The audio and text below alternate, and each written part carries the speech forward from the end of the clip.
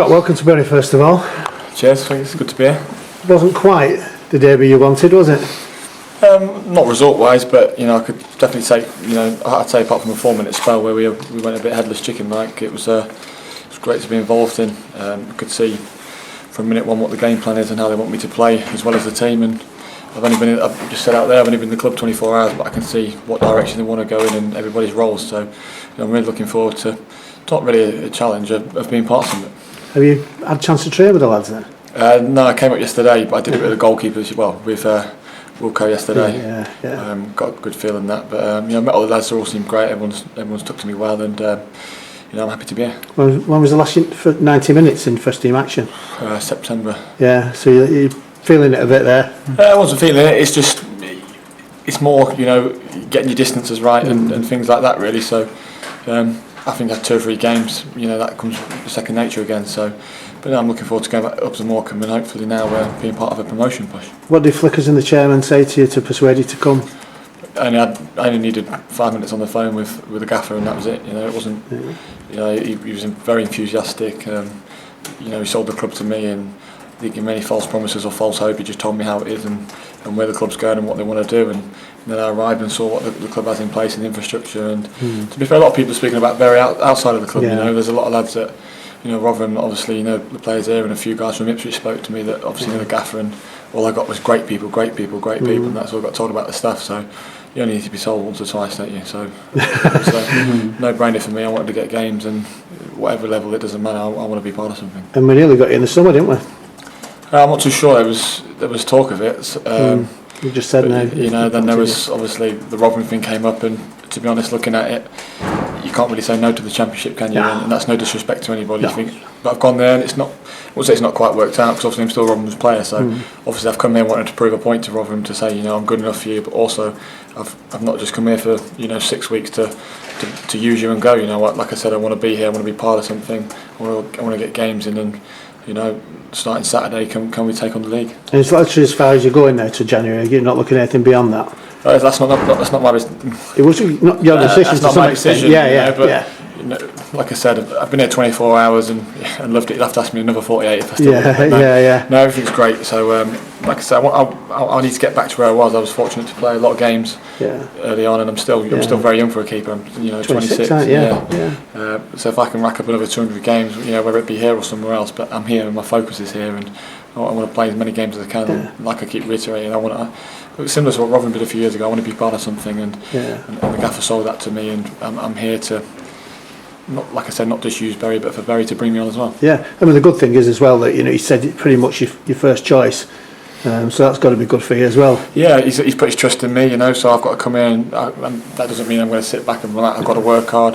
Obviously know about Rob and Schwan, so nothing's guaranteed in football, so it can all change overnight. So I'll be working hard, and I'm looking forward to working with Richard Artis, who he says coming in, and that was a big thing for me as well. So he's worked with the best, so literally the best. So I can only learn positive things by being here. That's right. Yeah, just take us that 5 minutes of madness there. What happened with the free kick? It just come through the wall, and did he go through it? Yeah, through the not wall. even round it. Yeah.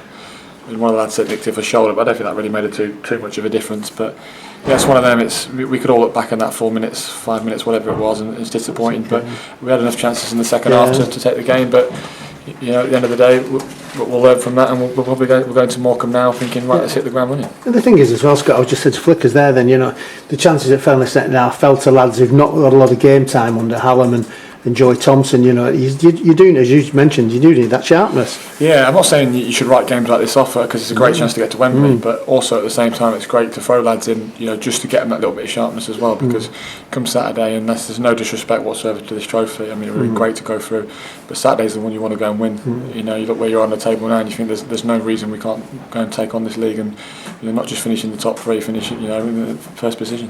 What about yourself then, because you were very highly touted when you were at Watford time, I think in Fabio's squad, weren't you, at one point? I'm still, where did it all go wrong? I was going to say, but you're not nowhere near that level yet. But in terms of going wrong, but what actually happened there?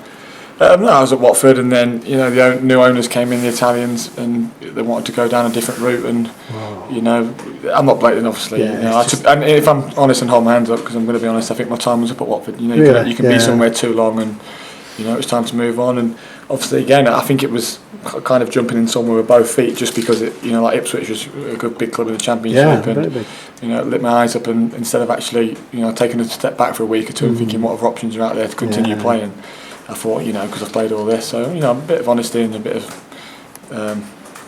disillusion there, really, from my point of view, thinking I'm just going to go straight and continue where I left off. So, you know, like I said, the last 18 months I've not played consistently, and that's what I want to do again. You know, I want to play.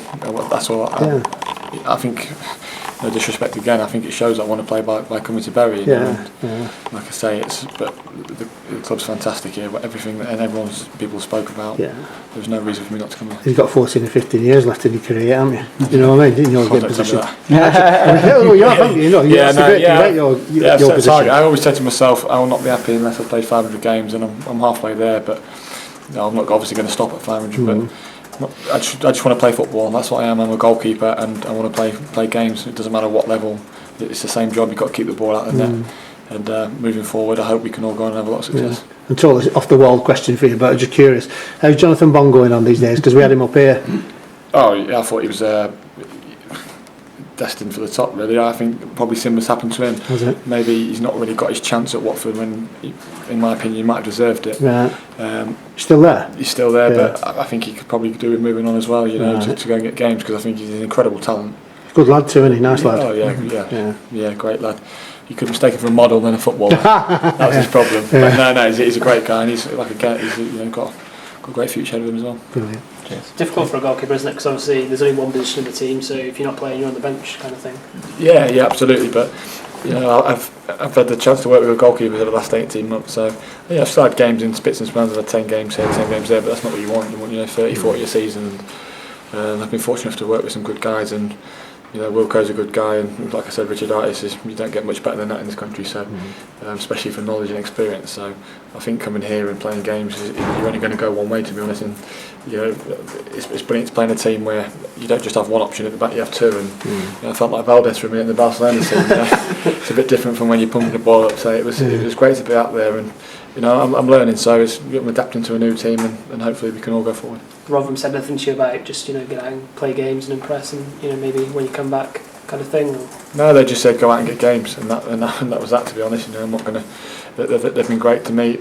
Unfortunately, well, not unfortunately, fortunately for them as well. Ad's been playing well, and they've got a top keeper there, and you know, you can't take a good goalie out when you're doing well. So, but they were nice and great to let me go on loan. And like I said earlier, it's a chance to kind of show them, you know, you've got a good keeper on your books, but it's also a chance for me to show Bury, this is what you can have, and this is what we can do, kind of thing. You say this is a League Two team, but bringing people like you and Hallam Hope, who's in the Championship not so long ago, well, real sort of signs of statesman. Yeah, it wasn't. It doesn't matter what the league is, and you only have to have a conversation with the gaffer. I think if any one of the fans picked up and spoke to the gaffer for 5-10 minutes about the club, I'd tell you what, you'd be sucked in, because, like I said, it's no false or anything like that.